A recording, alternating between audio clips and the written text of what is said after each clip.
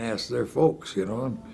So I give them to them. First I give it to the guy in Petoskey to look. I had an awful time getting them back. He wanted to keep them.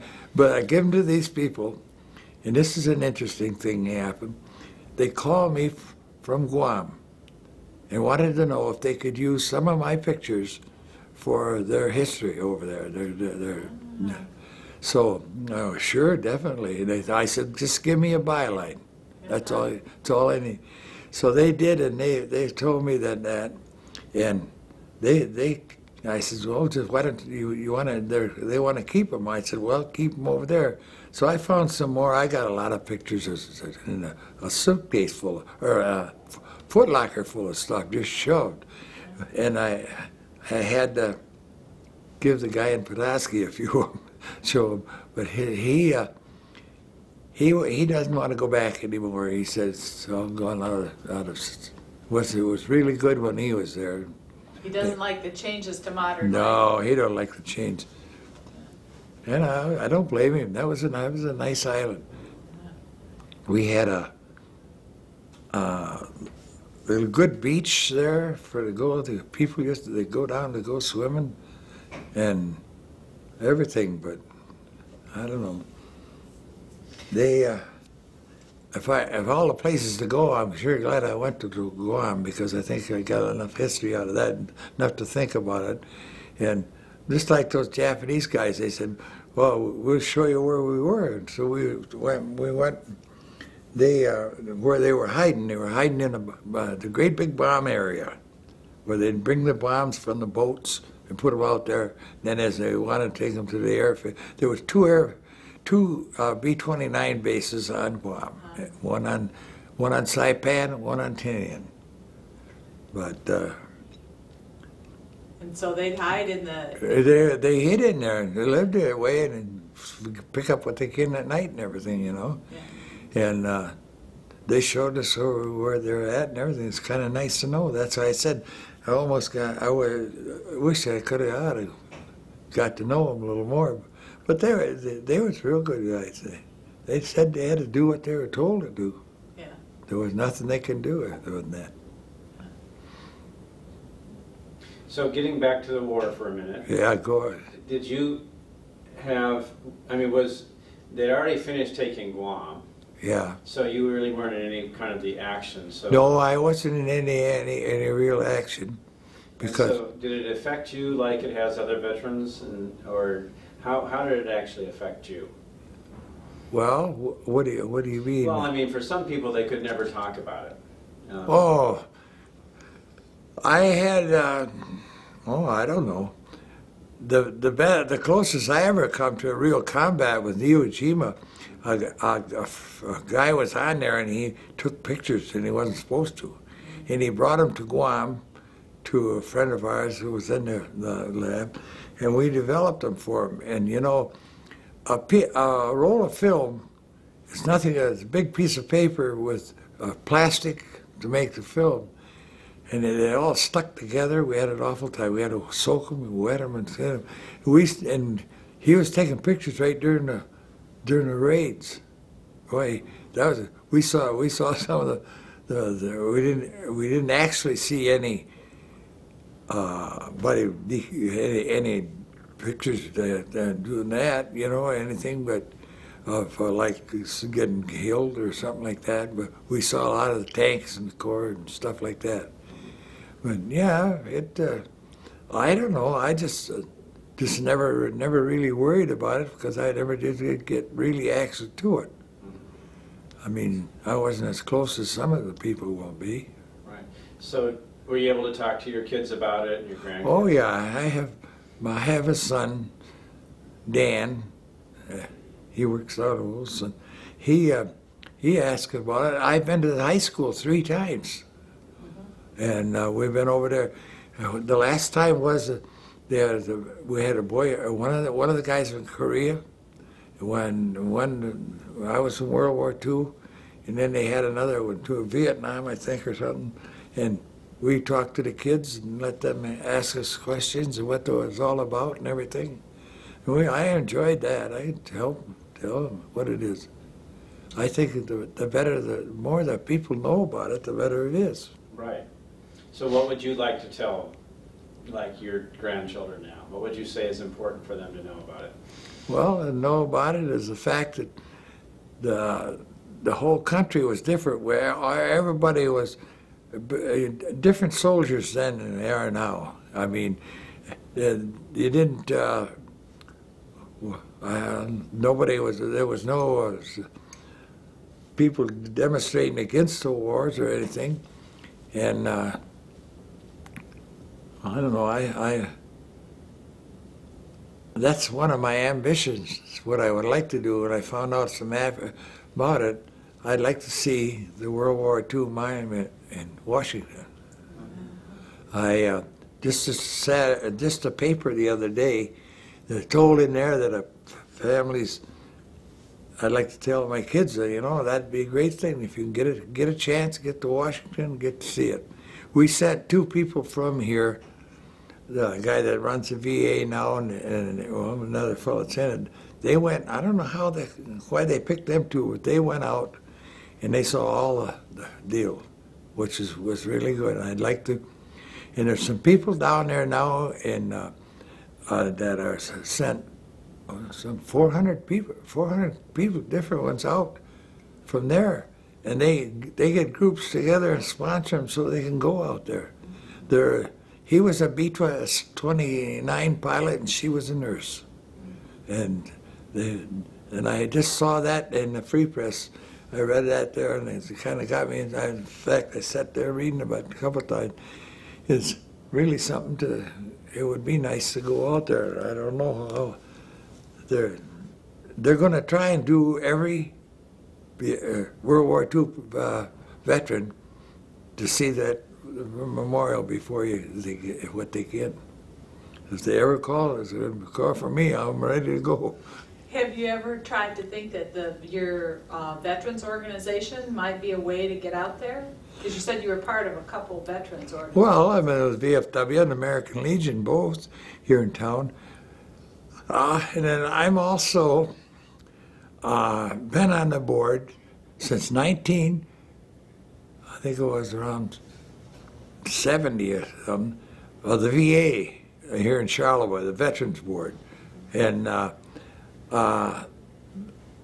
we sent Eddie Holmes and this other guy out there this last year, but there's some other organization sponsored them some way. What helped you make the transition to civilianhood? Did you have any trouble, or did you have a pretty easy transition to be from the service to? When I come home, like I said, I had a GI Bill, so I went back to Detroit, and I went to a photography school.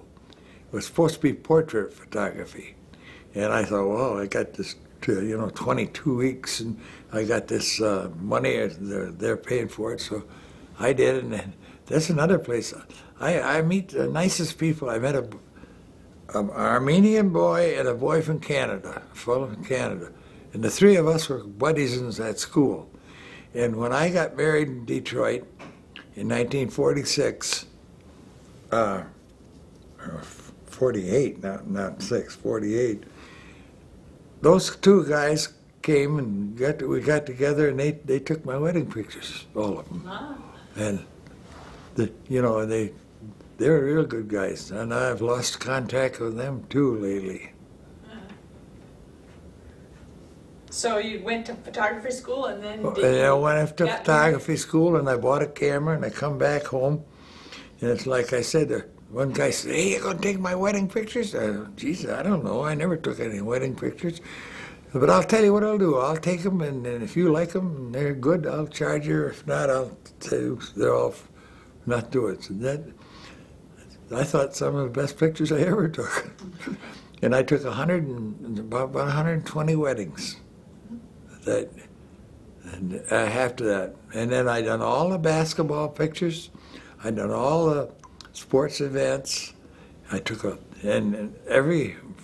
things were rough them days for work, and I would be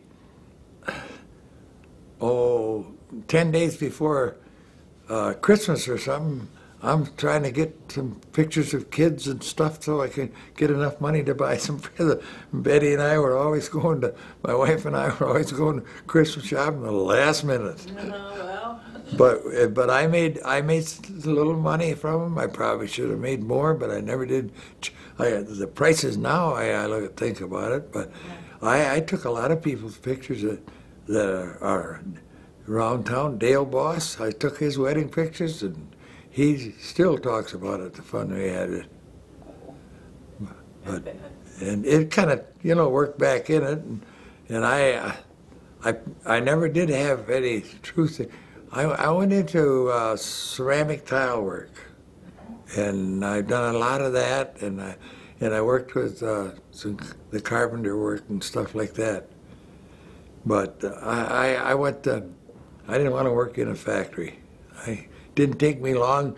When I got married in Detroit, and my dad always told me, he says, well, you want to come home? He says, you can come home anytime, stay with us till you get a house and get somewhere to live.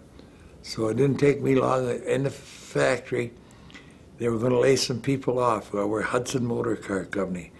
And the guy says, I told him, I says, you going to lay some? We had a fellow there, he was come from Germany, and he worked on a line with us in the factory, and we got him to speak pretty good English and taught him a lot of stuff. And then he was going to get laid off, and he didn't know what he was going to do. He didn't have no relatives or nothing. So I told the boss, I said, you lay me off, and I can go to Charlevoix and draw $20 a week unemployment. You put this guy working. He said, well, you don't need to go. You got a lot of time in. I know, I'm ready to go. And I had a old 41 Plymouth. I loaded my wife and all our gifts and all the stuff like that, and the tail end of my car with a bicycle, headed north. And I said, I'm never going back here to live.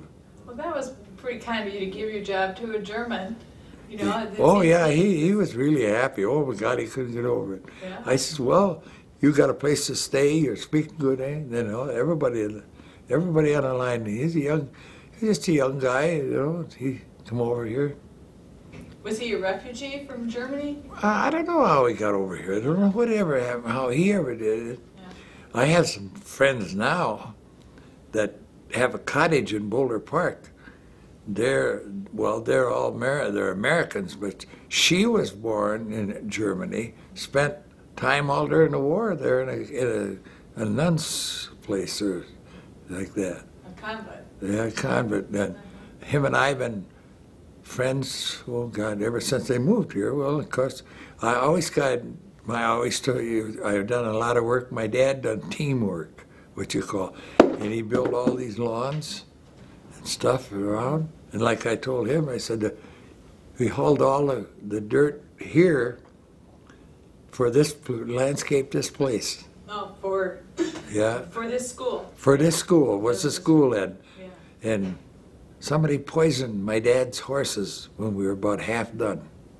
Both of them died one night. Oh. And what a job getting a horse out of a barn. and he had to go out and buy another team. It was about $300 or something like that. It was an awful price. And he, you know Don Megason? Yes. Okay. Yes. Don Megason lived over on Stover Road. And where he lived, next door to that, my dad he bought 6 acres of land because it was clay. This was all sand, just nothing but sand here. And we had 3 teams. My dad had 2 other teams besides ours, all that clay down here and dumping over the lawn. And Don Megason lived right there near there. And I'd go over, get up in the morning and go with my dad, and we were 4 years old, both of us then, go over, and Don and I'd play together, or else we'd ride a wagon and come down to the skier for a while and go back. And that's where I knew Don Megason long before we were ever in school. Right. Yeah. You go way back with him, yeah. Oh, I go way back with him. My dad held all the stones that were in Boulder Park. Did he? To build all that. We'd go out to Loeb's, the farm, and maybe get 3 stones a whole day long. To load them and bring them, big stones. Ah, but. Yeah. So he must have worked for Earl Young then. Well, yeah, we worked, we watched Earl Young. We worked for him, yeah. And I mowed when I was a little kid, I mowed them lawns in Boulder Park. Geez, I hated them. Everybody down there wanted little stones around the gardens and all that stuff. And they wanted cedar trees. Geez, every time I got a chance, I'd cut a cedar tree out of there. But I worked at different jobs, and I guess I should have. I had a chance to go to work. I could have gone to work at the Tommy plant when they were building that. I had an oil truck in them days, so a total oil truck. I don't want to do that. I want to drive trucks. I would have been a lot better off today, but that's all right. I'm surviving. I have 5 kids, 5 children, and they're all grown up. They got a lot of grandchildren and. Well, and you were happy driving trucks, so. Oh yeah, I really enjoyed that, driving that oil truck. Yeah. You got to see a lot of the countryside, didn't you? Well, we drove all around here. I had almost 150 different houses I filled oil in and stuff like that. See, we was talking. Now there's a fellow in Charlevoix, he's the same age as I am. We're the only 2 men that are alive from my class where we graduated from the school in 1941. Ken Staley. You probably know of him. Everybody's heard of Ken Staley. Yeah, he's good. Ken and I are the only 2, 38 in the class. The rest, there's about 4 girls or 5 girls here, but the rest of them all. Well, we might do this at a different time, but yeah, since you've lived in Charlevoix for a long time, can you tell us what it was like? What are your earliest memories of Charlevoix? Well, I've lived here all my life. I can remember when both sides of the street was stores, and there was a hotel downtown, and I remember that when that burned, and my dad. I took a picture of my dad, and I got that. He was the first team of horses to cross a new bridge. And, well, my dad done all teamwork, and what they done around, and it was different in those days. It was real quiet. When we were kids, we lived there, we had gardens. We'd they used to be banana crates, and fill them full of corn, get corn together, come to town, and just go up and down the street, sell them. So we sold all our corn. Then we go down on the end of Clinton Street, which there's a laundromat down there, and we had a fish line, and we have it on a board that, and you'd stick the board in the dock and throw the line out, and like, we catch ourselves some perch and then go home. So what was the bridge? What kind of bridge did they have then? Then they had a swing bridge. Oh. They were like that. I have pictures of all them bridges, and they had the swing bridge, and they talk about being tied up. Well, there wasn't that much traffic, so there was nothing to worry about. But it was quite an interesting thing to be on that bridge. I was on that bridge when it swung with my dad and a team of horses, and he was shaking, and I was just watching, real. What were the horses doing? They just stood still. You could look right. If they ever wanted to run, we'd have been in the channel a long time ago. Yeah, I was wondering how the horses would handle that bridge. Yeah. Well, Hooker's Barn used to be where Olson's is, and they had horses there. They bought and sold horses to farmers, to anybody who wanted them, and they also had riding horses. And they used to they had about maybe 10 or 12, maybe at least 12 or 14, take them up to the north side of town, and there's a paddock up there, and people would rent them, and then they could ride all over North Point. There was no houses out there then, and they'd rent them, and us kids would come down and ride the horses up there, and then come back or go at night, whether take them over in a car and bring you back to ride the horses back. So where did you live then? I lived I've lived right across the road from the senior center where that big barn is, in a big house, right there. That's right on the. So how different was it in the summer versus the winter? Well, we had big winters. I can remember a lot of times where from Garfield Avenue up there to where the senior center is now, that would be blocked off. We couldn't even get traffic through. And that's where the highway was then. See, the highway used to come up Antrim Street, turn and go up, and then go out and come out by the Ford garage. And it was a lot different. And we'd sit in the way. Your windows are always frosted all up or anything like that. But watching the wintertime, try to plow them out, and they had these caterpillars. You know, they didn't know which way to go. They turned like this, plowing them out. But that was a favorite thing in the summertime then.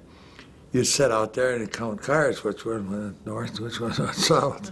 You know, what's more was there to do? And I had a couple of cousins that lived in Norwood that played ball with the Charlevoix Indians, and they always come to our house because my folks were the only ones that had a inside toilet, and they had a bath, a shower, and place, you know. But and we used to get those guys would go downtown to have a drink afterwards, and we'd get into their uniform. There's John Swanson, Ed Thorpe, and all of us, and we had. That's something to do in the summertime. We played a lot of, you know, and traveled around. But you played baseball then? Yeah, we played baseball. I played baseball for the school for 3 years. And that was about the thing to do. Now, where I lived, there, down the road is where Indians lived, the Oliver family. And and they were good Indians. Then the road going across now, which part goes right along the airport,